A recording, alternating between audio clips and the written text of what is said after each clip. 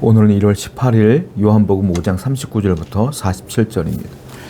너희가 성경에서 영생을 얻는 줄 생각하고 성경을 연구하거니와 이 성경이 곧 내게 대하여 증언하는 것이니라. 예수님은 유대인들이 예수님을 배척하고 예수님을 믿지 않는 것 때문에 계속적으로 이야기하고 계셔요. 너희가 성경에서 영생을 얻는 것이라고 생각한다는 거예요. 유대인들은 성경을 통하여 영생을 얻는다고 생각을 했어요. 그런데 예수님 뭐라고 말합니까? 성경을 제대로 읽어는 봤냐? 이 말이에요. 자, 그렇게 생각하면 성경을 읽어봐봐라. 읽어보면 모든 초점이 성경은 나를 증언하는 이야기야. 메시아를 증언하는 이야기야. 그런데 못 믿어? 이 말이에요. 유대인들은요, 성경을 자의적으로 해석해요. 잘못 이해하고 있어요. 성경의 중심과 주제는 누구냐? 초점은 누구냐? 예수 그리스도가 초점이에요. 구약은 주제가 뭡니까? 구약 성경은 앞으로 우리에게 오실 예수님을 증언하는 책이 구약 성경이에요.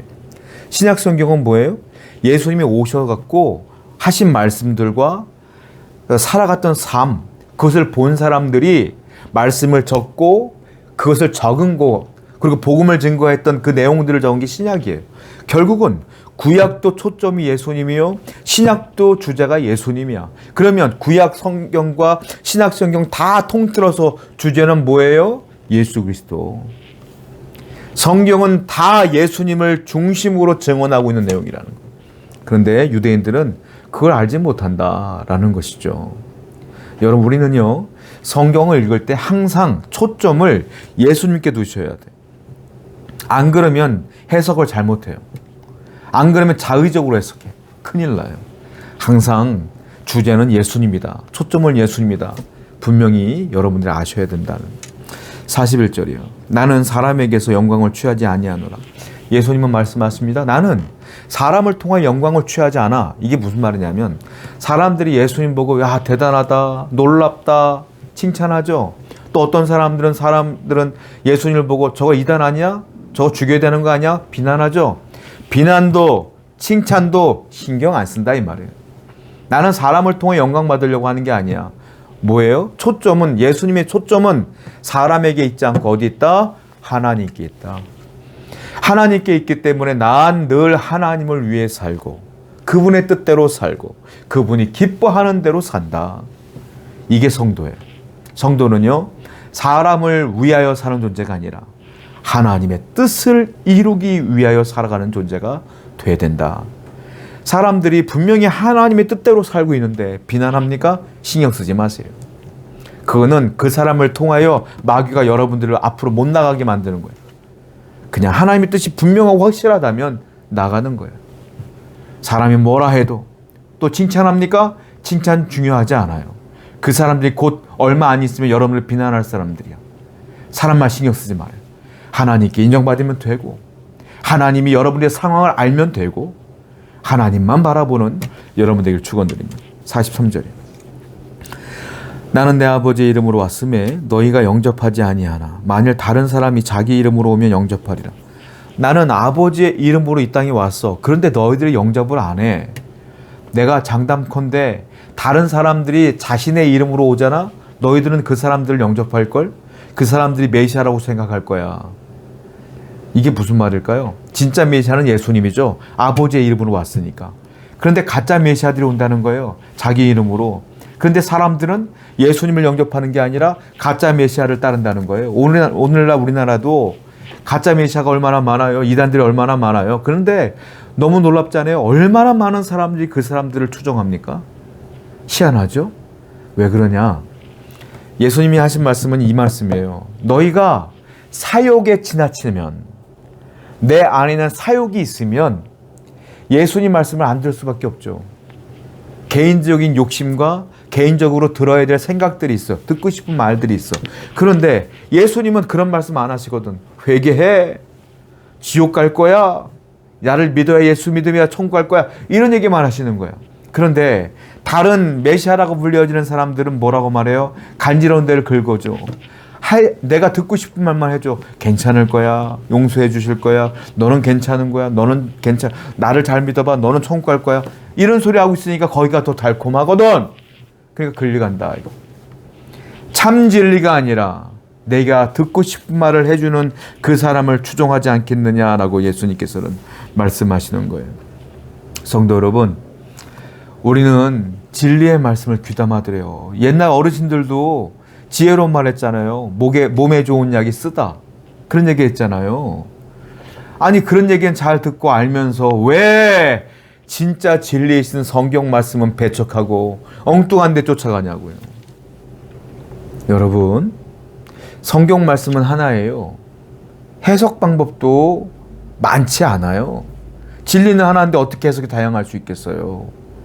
대부분이 옛날부터 해왔던 말씀을 그대로 증거하는 거예요. 저도 수많은 목회자들과 수많은 사람들이 했던 말을 그대로 증거하는 거예요.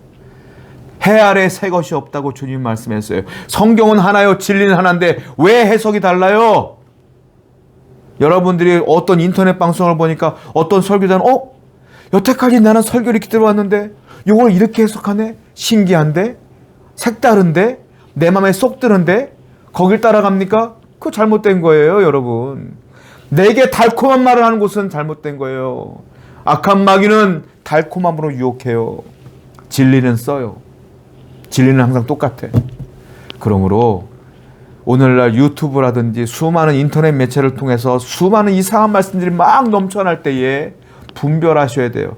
가장 안전한 방법은 여러분들이 섬기는 목회자의 말씀을 잘 따르는 것, 그게 제일 안전해요. 다른 거 신경 쓰지도 말아요. 그게 제일 중요한 방법이에요. 항상 하나님의 말씀을 잘 듣고 사욕을 버리시고 그 진리를 잘 해석해 나가는 여러분들에게 축원드립니다. 45절입니다. 내가 너희를 아버지께 고발할까 생각하지 말라. 너희를 고발하는 이가 있으니 곧 너희가 바라는 자 모세니라. 예수님은요, 내가 너희를 비난하거나 고발하지 않아. 너희를 고발하는 자는 너희들이 그렇게 존경하며 따르는 모세가 고발한다, 이 말이에요. 모세가 율법을 줬죠. 하나님이 모세에게 율법을 줬고 모세가 그 율법을 썼어요. 그게 모세 오경입니다. 그 모세 오경을 이 당시 유대인들은 성경으로 받아들이고 율법으로 받아들인 거예요. 우리가 알고 있는 건 그 율법은 레위기입니다.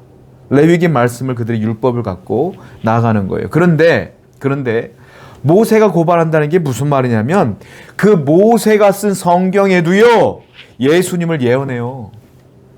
예수님이 이런 분이다, 이렇게 될 것이다, 이런 분이 메시아야. 그런데 예수님이 딱 그렇거든.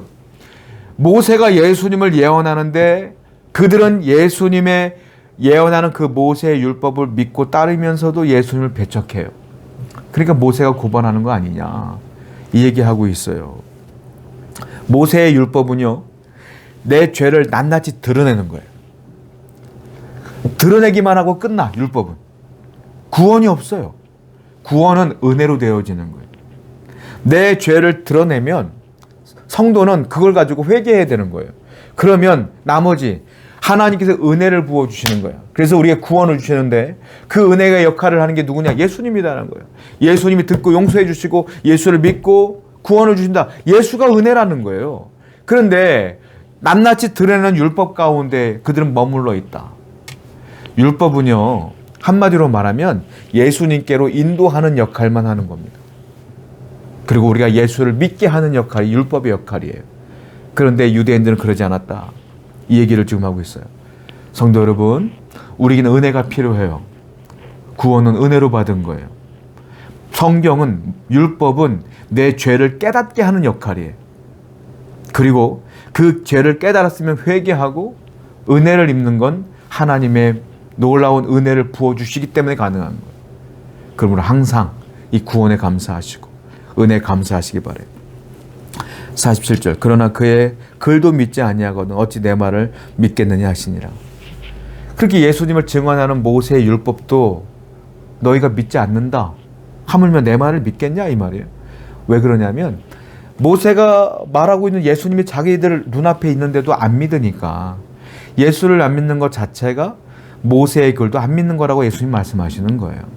그러니까 한마디로 말하면 말씀을 있는 그대로 믿는 것이 아니라 자의적으로 해석한다라는 거예요. 자의적으로. 여러분, 우리가 알아야 될 게 있어요. 성경을 아는 것과 성경을 믿는 것은 다른 거예요. 성경을 아는 건 유대인들은 너무너무 잘 알았어요. 그런데 믿지를 않는 거예요. 오늘날도 보면요, 그 중동 역사학을 가르치는 역사 교수님들 이런 분들 있잖아요. 성경 잘 알아요. 왜? 중동 역사 가운데 성경이 있기 때문에 예수를 믿지 않지만 성경을 읽어요. 히브리어도 알고요, 헬라어도 알아요. 그런 분들은. 그런데 믿지를 않아. 아는 것과 믿는 건 다른 거예요.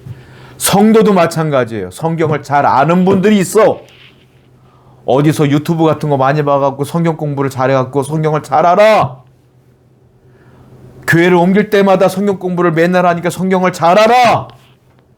그런데 믿지를 못해. 성경을 아는 것과 믿는 건 별개의 문제. 여러분, 우리는 성경을 믿는 자가 되어야 돼요. 예수님을 믿는 자가 되어야 돼요.